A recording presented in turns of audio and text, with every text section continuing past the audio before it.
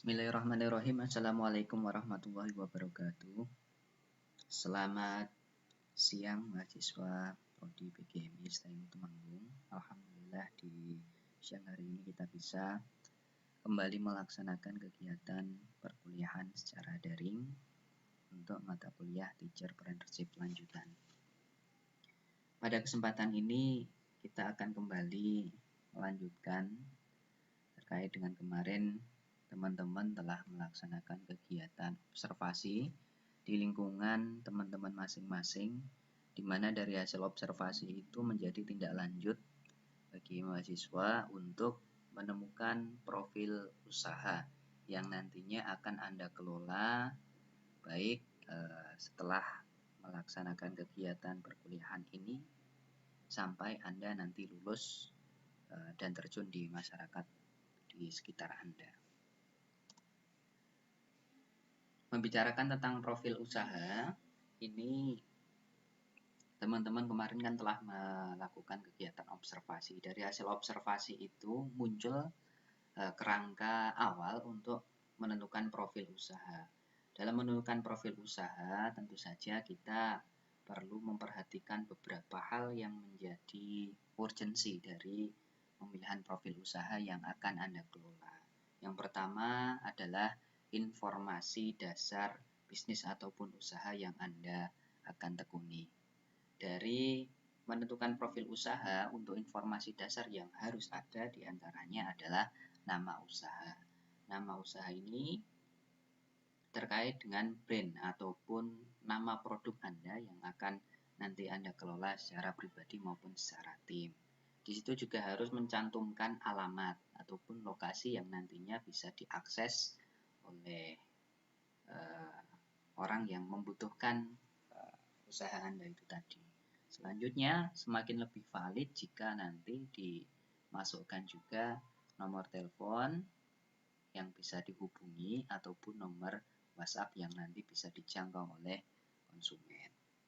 Nah, ada hal opsional yang mungkin nanti bisa Anda tambahkan ketika nanti sudah berkembang dari profil usaha yang Anda akan kembangkan itu, bisa ditambahkan dengan email dan juga akun media sosial. Harapannya apa? Ketika nanti dengan email, suatu saat ketika usaha ini sudah berkembang semakin maju, pangsa pasar juga tidak hanya yang dikejar selama ini, tentu saja akan semakin lebih besar. Bisa jadi orang yang dengan level lebih tinggi akan mengakses dari usaha Anda melalui email maupun akun media sosial yang telah Anda kelola dengan baik.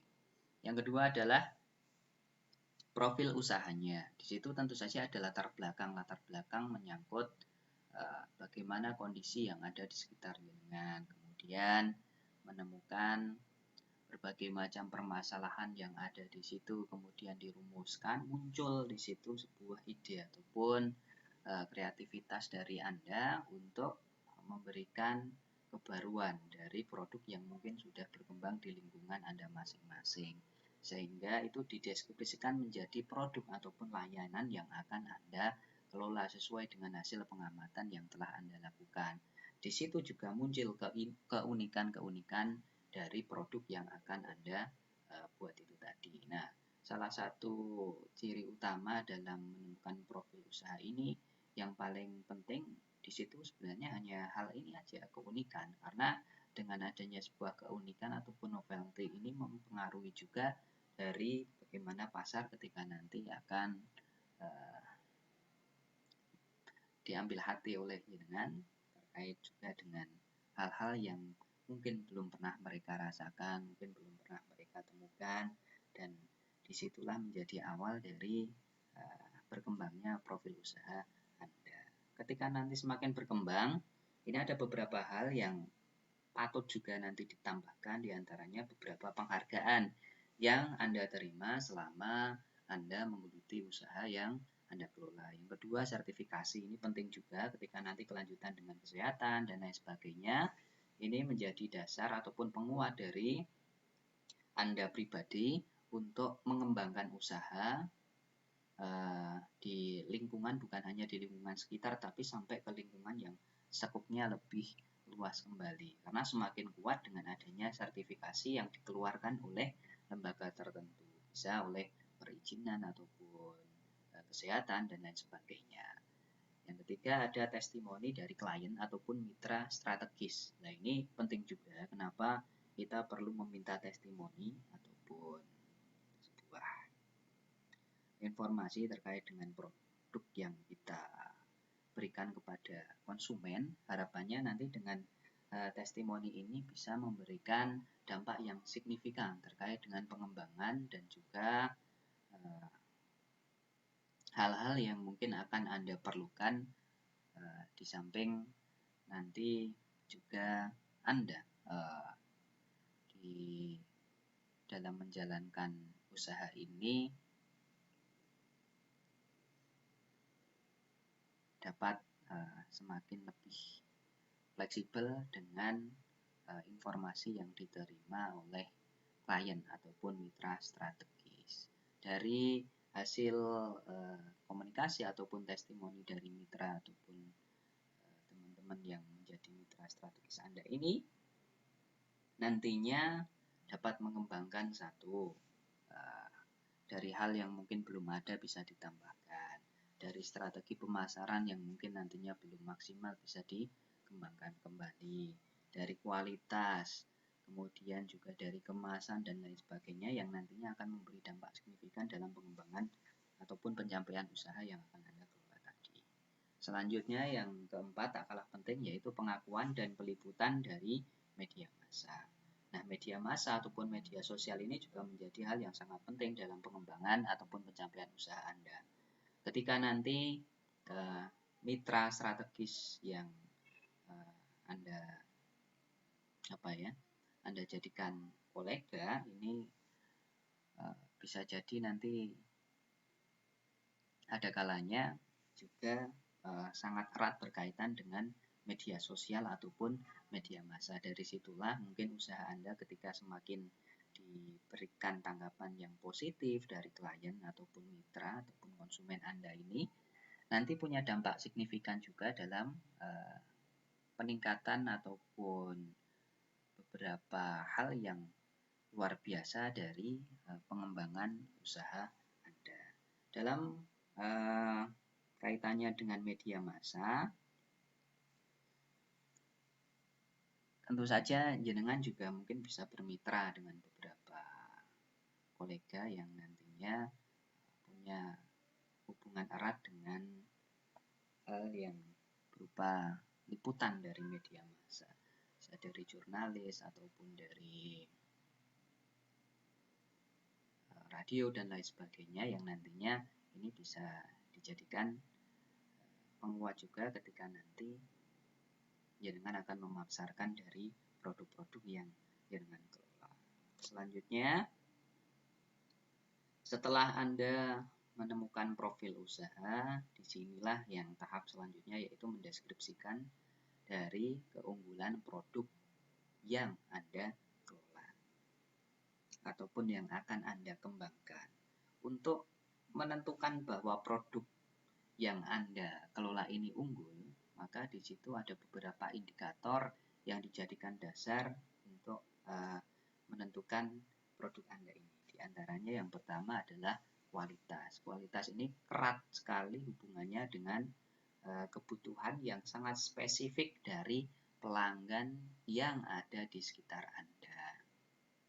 Maka jangan heran ketika Anda melihat ada barang-barang yang sederhana, mungkin dari kemasan dan lain sebagainya, tetapi kenapa banyak orang yang sangat tertarik dan juga banyak orang yang membeli dari produk tersebut? Nah, bisa jadi di situ karena ada kualitas. Untuk membuktikan bahwa produk Anda berkualitas, di situ pasti sangat sesuai dengan kebutuhan dari pelanggan-pelanggan Anda. Bagaimana untuk mengetahui produk Anda ini berkualitas? Anda langsung bisa terjun saja ketika nanti sudah memiliki produk, silakan berikan testimoni dari teman-teman yang nanti jadi mitra dari Anda ketika nanti sudah merasakan dari produk-produk yang Anda tawarkan kepada mitra Anda. Nah, dari situlah nanti akan muncul bahwa produk Anda ini berkualitas atau tidak. Yang selanjutnya adalah keistimewaan atau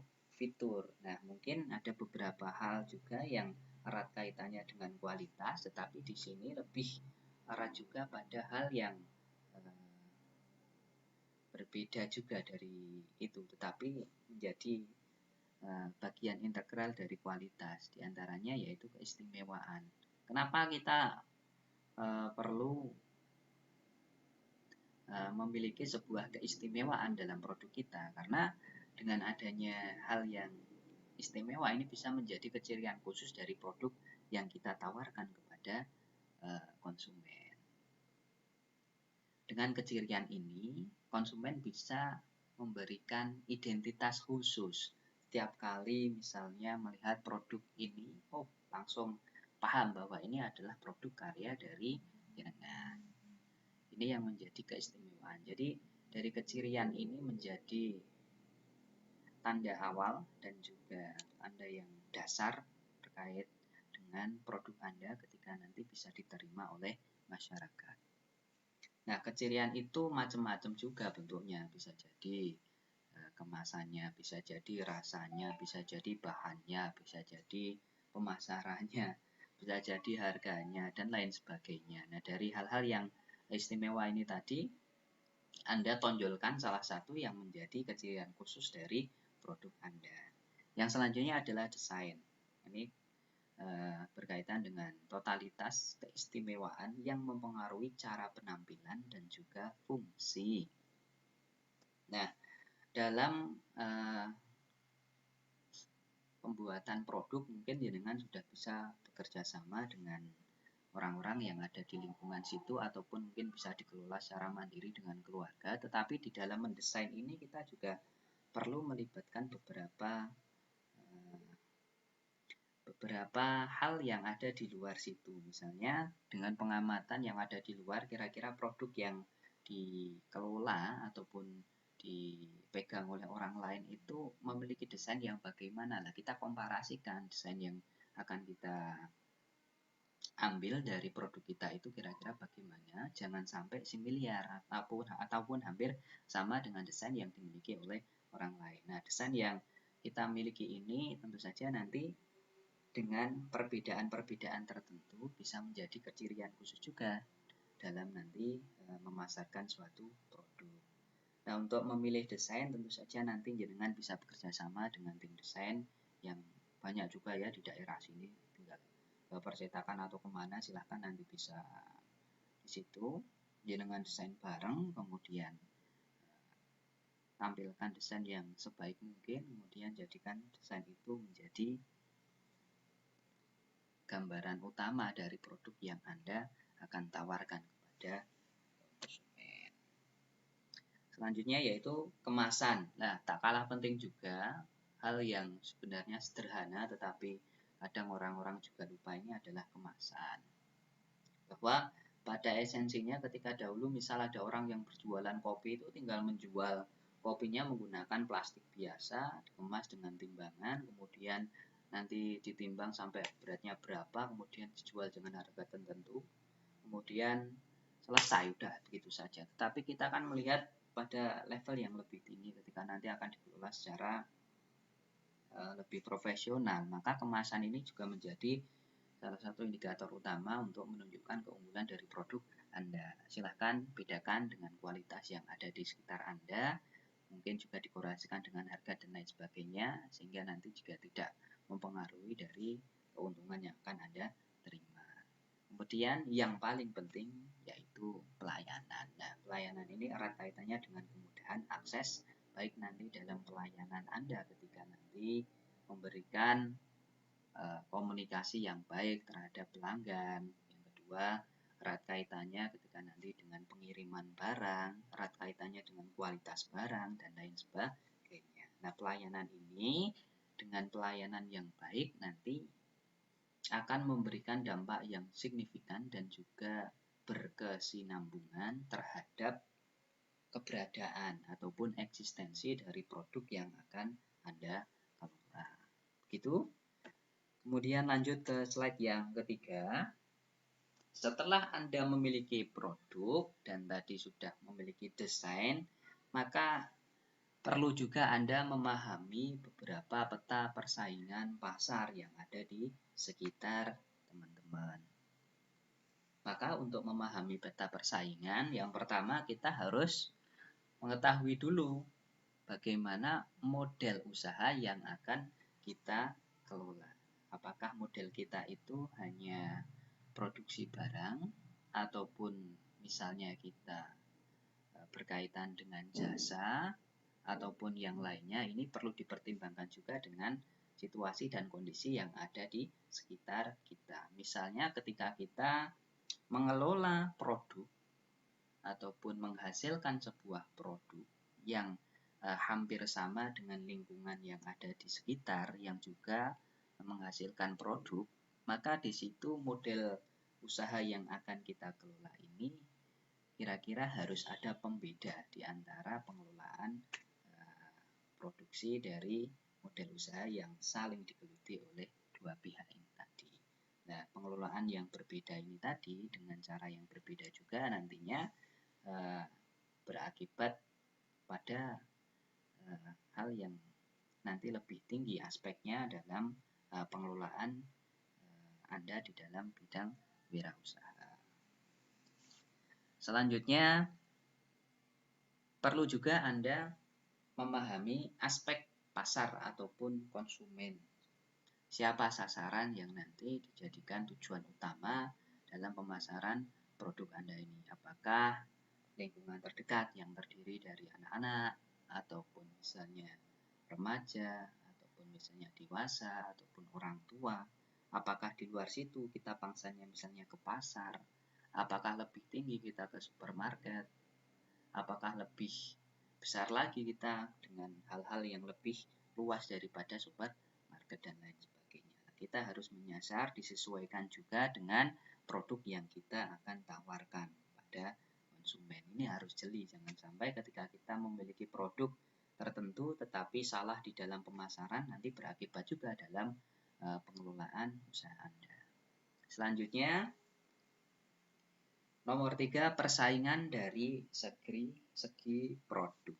Nah, ini karena produk yang Anda kelola mungkin bisa jadi sama dengan yang ada di sekitar, maka di situ ada hal yang nanti perlu ditambahkan ataupun kebaruan dari produk Anda ini. Ketika nanti produk Anda ini berbeda, tentu saja berakibat juga pada tetap eksistensi dari produk Anda ini tetap bisa diakui oleh masyarakat, bisa tetap dibutuhkan dan juga bisa berkembang sampai saat ini. Seperti yang saya analogikan kemarin ketika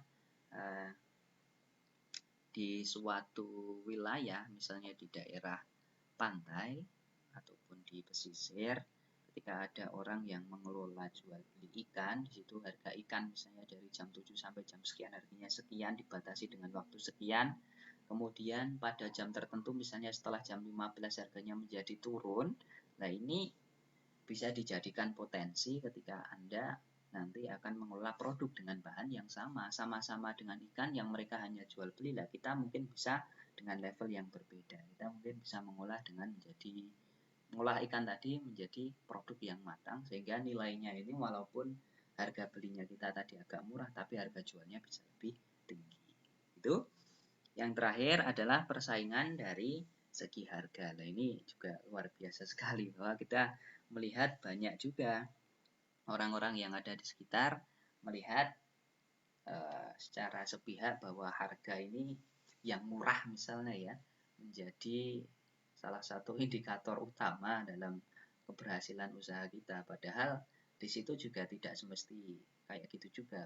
Ada orang yang juga kadang-kadang dengan harga tertentu ketika diimbangi dengan kualitas yang tinggi juga banyak yang mencari pula. Nah, ini tinggal Anda melihat bagaimana produk Anda ini kualitasnya dengan harga yang nanti bisa diselaraskan dengan beberapa biaya produksi dan lain sebagainya tadi. Yang penting nanti dari harga pasar ini jangan sampai kita terlampau tinggi dengan harga pasar yang ada di sekitar. Tapi kita juga berani tinggi dengan tataran tertentu dengan catatan kualitas ataupun produk kita ini benar-benar lebih unggul daripada kualitas yang dimiliki oleh produk karya orang lain. Begitu. Selanjutnya, setelah Anda memahami peta persaingan, tentu saja ini lebih teknis kepada strategi pemasaran dari produk Anda. Yang pertama, bagaimana cara Anda ini bisa memasarkan barang-barang ataupun produk yang Anda kelola. Melalui siapa misalnya. Kemudian medianya misalnya apa dan lain sebagainya. Ini dari barang ini bisa dipasarkan melalui beberapa model dan juga metode yang nantinya diselaraskan dengan kebutuhan Anda. Selanjutnya harga juga nanti diselaraskan. Yang ketiga adalah lokasi.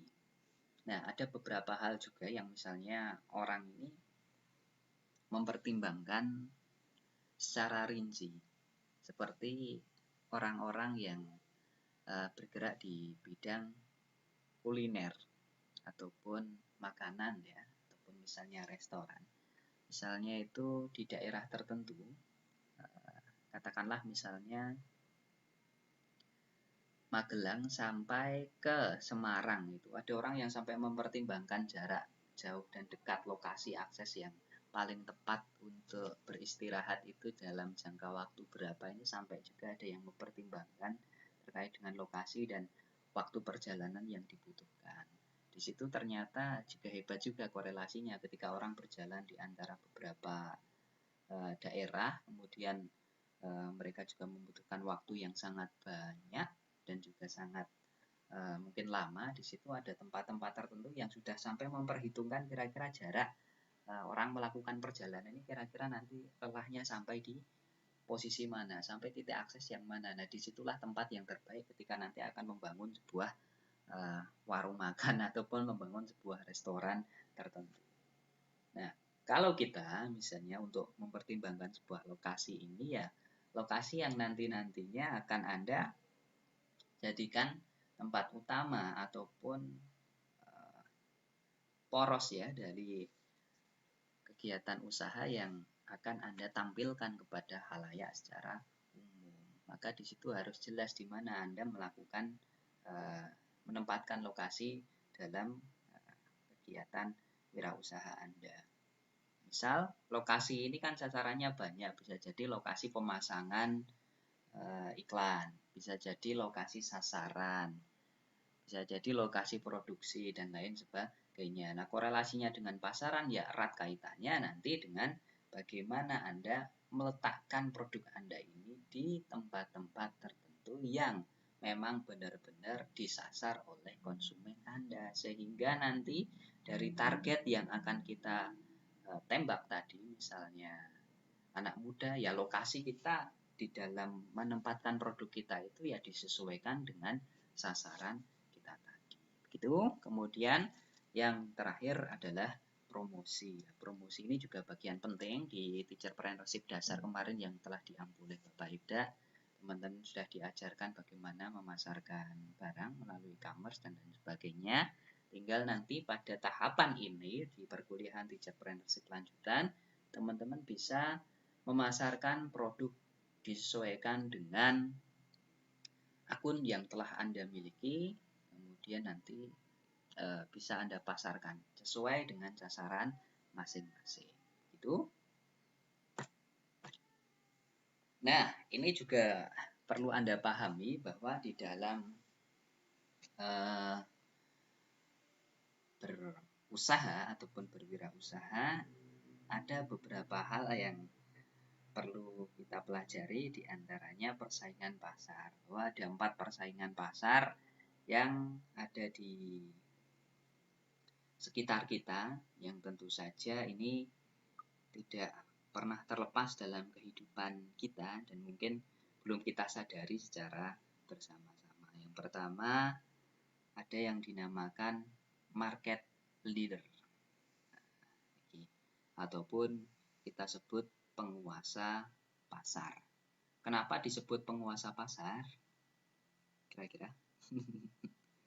Nah, bisa disebut penguasa pasar ataupun pemimpin pasar karena memang mereka itu sebagian besar sudah menguasai pasar dari produk-produk yang mungkin relevan dengan pasar mereka. Katakanlah ketika kita melihat suatu apa nggih, di marketplace lah misalnya katakanlah. Untuk menentukan siapa market leadernya jenengan pasti akan bisa analisis secara sendiri. Misalnya di marketplace cek produk tertentu misalnya HP dengan merek sekian. Nah, nanti di situ akan terlihat kira-kira dengan produk itu yang laku paling banyak dengan penjualan misalnya berapa ribu dan lain sebagainya per bulan dan lain sebagainya, bagaimana tanggapan dari orang lain terkait dengan produk yang mereka kirimkan. Nah, itu bisa dijadikan dasar bahwa itu adalah penguasa ataupun pemimpin pasar dari produk tersebut. Nah, karakteristiknya apa ya? Mereka mempunyai pangsa pasar yang paling besar di antara yang lainnya. Kemudian unggul dalam perubahan harga maupun distribusi dan juga promosi daripada pesaing-pesaing yang lainnya. Dan ini menjadi pusat orientasi dari pesaing yang nantinya bisa ditiru ataupun mungkin bisa dijadikan dasar untuk melakukan suatu perubahan. Ini yang kedua. Ini dinamakan market challenger ataupun penantang pasar. Nah, penantang pasar ini levelnya memang berada di bawah market leader. Kemudian dari market challenger ini memang walaupun levelnya berada di bawah, tetapi mereka selalu berusaha untuk bagaimana caranya bisa setidaknya hampir sama dengan market leader. Maka ketika Anda lihat iklan-iklan di TV itu kan katakanlah ada satu produk yang hampir sama, misalnya mie ya, itu kan ada berbagai macam produk misalnya A, B, C, D. Nah, mie yang memang paling terkenal di negara kita misalnya apa lah, di situ pesaingnya yang terdekat itu kira-kira apa lah, mereka juga nggak kalah akal dan lain sebagainya dengan berbagai macam strategi bagaimana bisa hampir sama ataupun mungkin bisa men-take over dari market leader yang sudah ada di negara kita. Kemudian karakteristiknya apa ya? Tentu saja punya pangsa pasar tetap di bawah dari market leader. Nah, mereka tujuannya yang melakukan penyerangan tertentu ataupun penyerangan bukan maksudnya nyerang secara radikal dan lain sebagainya loh, tapi ini penyerangan secara bisnis, secara positif di dalam kegiatan wirausaha dengan target dan strategi tertentu untuk merebut ataupun mengambil alih dari market leader. Kemudian bisa jadi mereka juga memperbesar diri dengan mengakuisisi dari bisnis ataupun produk-produk yang lebih kecil levelnya, yang dahulu mungkin sudah berkembang di masyarakat, kemudian di take over oleh mereka menjadi produk dari mereka sendiri, diganti namanya. Selanjutnya yang ketiga adalah market follower ataupun pengikut pasar. Nah, posisi yang ketiga ini merupakan gambaran utama dari penjual ataupun pebisnis yang mempunyai fondasi yang mungkin cukup kuat juga. Tetapi mereka tidak mau mendominasi, tidak mau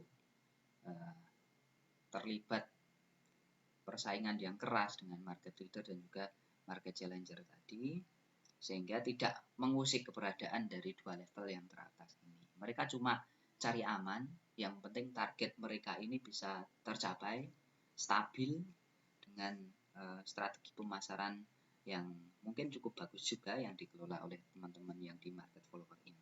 Sehingga saya analogikan mereka itu hanya main nyaman gitu, play it safe atau bagaimana, nanti kita bisa menganalogikan bersama.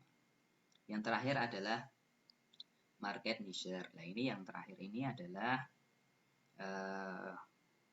bisa kita katakan levelnya UKM ataupun pebisnis online yang berada di posisi ini dengan target yang tidak terlalu besar dan juga tidak terlalu banyak persaingan.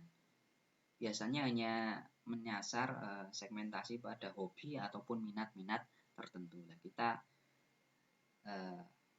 memposisikan diri pada market yang di posisi yang keempat di dalam kegiatan wirausaha selama ini ya.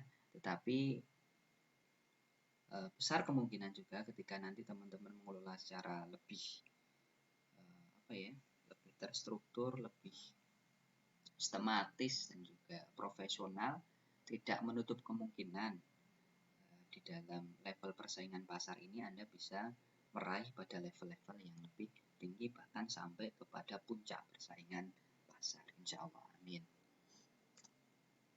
Nah, yang selanjutnya tak kalah penting di dalam kegiatan Anda melakukan wirausaha, khususnya di bidang produksi ataupun pengelolaan tertentu, teman-teman juga membutuhkan bantuan dari tim.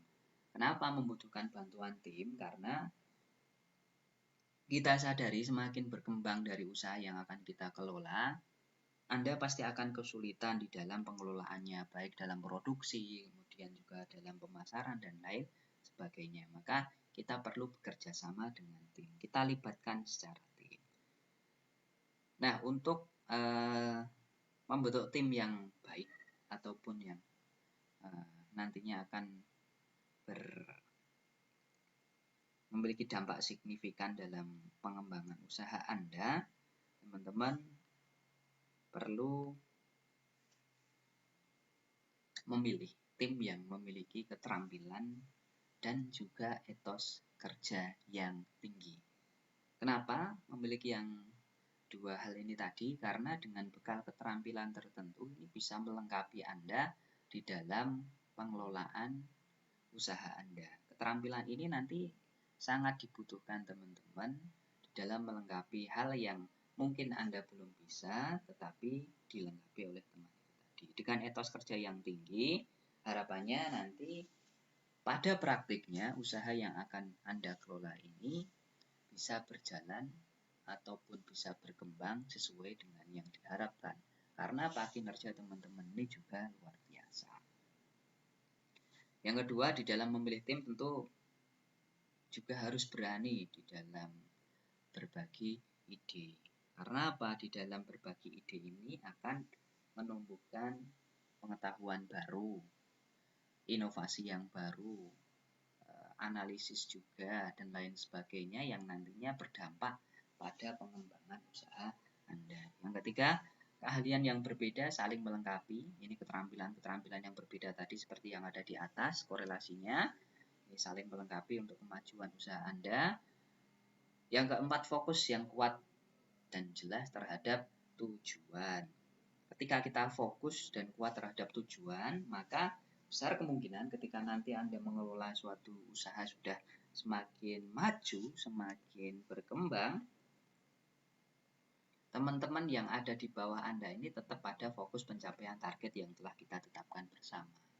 Sehingga dengan kefokusan itu tadi, tujuan yang akan kita capai bisa terlaksana mungkin lebih cepat daripada target yang kita harapkan. Yang keempat, sudah. Yang kelima, sekarang menikmati kebersamaan anggota tim. Ada kalanya di dalam pengelolaan sebuah kegiatan usaha ini juga ada pasang surutnya. Tetapi dari situ, dari anggota tim yang solid, yang sudah kompak tadi, yang saling melengkapi, ini bisa dijadikan fondasi utama supaya dalam keberadaan apapun itu, entah sukses ataupun mungkin sedang terpuruk, bisa bersama-sama saling berempati, saling mendukung, saling memberikan semangat, supaya nanti tim yang bergerak di bidang usaha ini bisa semakin berkembang, mengembangkan tujuan ataupun mengembangkan produk yang Anda telah kelola bersama-sama. Selanjutnya, menjalin komunikasi yang baik. Nah, ini juga penting juga, mungkin menjadi fondasi utama dalam kegiatan segala hal, khususnya untuk pengelolaan secara tim ini adalah komunikasi. Dengan komunikasi yang baik, nantinya segala hal yang berkaitan dengan pengembangan produk dan lain sebagainya ini bisa dikomunikasikan ataupun diatasi secara bersama-sama. Ketika komunikasi berjalan dengan baik, koordinasi dengan baik, pelaksanaan bisa terlaksana dengan baik pula, nanti usaha yang Anda akan kelola ataupun yang sudah Anda kelola ini juga bisa berjalan dengan baik pula. Yang terakhir ini saling mendukung dan memberikan empati, erat kaitannya yang di atas. Itu untuk tim. Kemudian yang Anda implementasikan kemarin, ada kegiatan observasi, itu berbeda dengan yang saya sampaikan di sini. Tim yang ada di sini silakan yang Anda pilih sesuai dengan kebutuhan Anda masing-masing. Bisa jadi Anda yang ada di lingkungan di situ lebih paham orang yang nantinya akan Anda rekrut ataupun Anda jadikan partner di dalam mengelola usaha Anda. Bisa jadi adik Anda ataupun keluarga Anda secara pribadi. Begitu. Dan yang selanjutnya yaitu target penjualan. Ini penting. Tadi sebenarnya ini di awal ya, tapi nggak masalah. Bisa ditampilkan di belakang juga nggak apa-apa.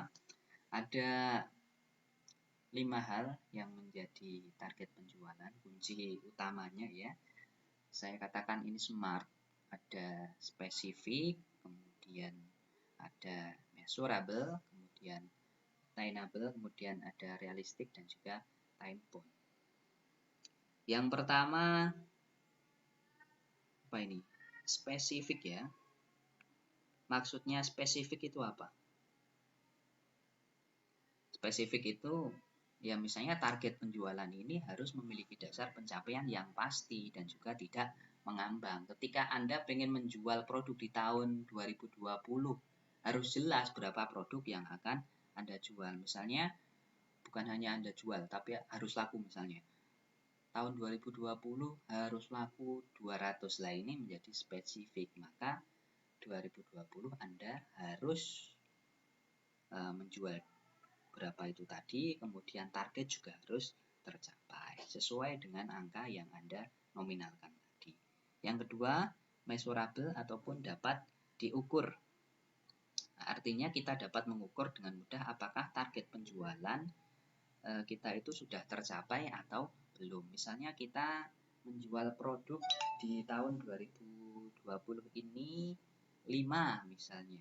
Maka pada bulan yang akan datang nek iso pengen mundak 2 kali lipat, maka harus laku 10. Nah ini dapat diukur sehingga dari 5 ini meningkat misalnya menjadi 10 pada bulan yang berikutnya. Selanjutnya dapat diraih. Juga kita harus menentukan target penjualan yang kita yakin bahwa kita itu akan mampu meraihnya. Nah, jika kita hendak menaikkan target penjualan, maka kita bisa membuat angka kenaikan itu yang memang bisa kita lampaui atau tidak. Artinya, kita harus realistik gitu loh di dalam membuat tujuan yang akan kita dapat raih bersama-sama. Misalnya, katakanlah rata-rata pendapatan kita di dalam wirausaha itu per bulannya adalah berapa? 1 juta gitu. Nah, angka ini pada bulan yang berikutnya, misalnya kita pengen mencapai target yang mungkin dapat kita raih ya kisaran nominal juga tidak jauh berbeda dengan angka tersebut. Bisa jadi 1,5 dan lain sebagainya. Tapi ketika kita merealisasikan itu misalnya targetnya itu kok menjadi 15 juta lah, ini menjadi hal-hal yang menurut saya ini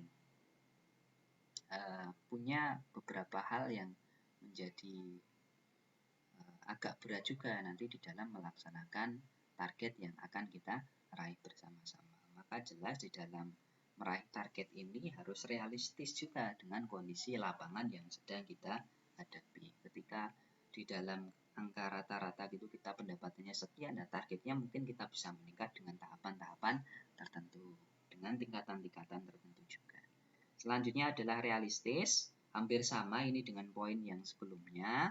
Maka target penjualan ini juga harus ditentukan secara realistis. Beberapa pengusaha ataupun teman-teman juga mungkin mengharapkan hasil penjualan yang spektakuler. Namun target penjualan yang spektakuler itu terkadang jika tidak diimbangi dengan kualitas produk, maka keuntungan yang akan kita dapatkan pun juga bisa jadi tidak bisa kita terima. Begitu. faktornya apa? Yaitu disesuaikan dengan faktor yang menyertai dari hal-hal yang realistis tadi, yang disesuaikan dengan kondisi yang dihadapi oleh produk yang kita jual. Kemudian yang tak kalah penting adalah dibatasi oleh waktu. Jelas targetnya, misalnya pengen mencapai target penjualan 200 ya diberikan tenggat waktu 1 bulan. Nah, kita bisa menganalisis sampai ke hari misalnya 23 itu target kita itu baru sampai di mana. Ketika kita sudah melebihi target berarti kita mungkin bisa meningkatkan target yang selanjutnya pada bulan yang akan datang. Tetapi jika belum ya kita mungkin bisa evaluasi. Nah, pentingnya ini adalah dengan membatasi waktu Anda bisa menganalisis bagaimana produk Anda ini diterima oleh pasar. Dan yang terakhir, ini mungkin belum bisa kita terapkan bersama-sama jika belum mengembangkan usaha secara real. Tapi ini juga penting bahwa setelah nanti Anda memiliki kegiatan wirausaha, ini kan juga perlu untuk melakukan kegiatan investasi. Investasi itu bisa dalam jangka pendek ataupun jangka panjang dan juga dalam bentuk apapun itu. Yang penting nantinya dari hasil kegiatan wirausaha Anda yang Anda kelola setelah mengikuti kegiatan teacherpreneurship ini bisa Anda sisihkan untuk target investasi jangka pendek ataupun jangka panjang. Begitu yang mungkin bisa saya sampaikan. Semoga perkuliahan ini memberikan manfaat bagi teman-teman mahasiswa Prodi PGMI STAINU Temanggung khususnya di bidang wirausaha. Mugi-mugi ingkang kula aturaken manfaat kagem panjenengan sami kula akhiri. Wassalamualaikum warahmatullahi wabarakatuh.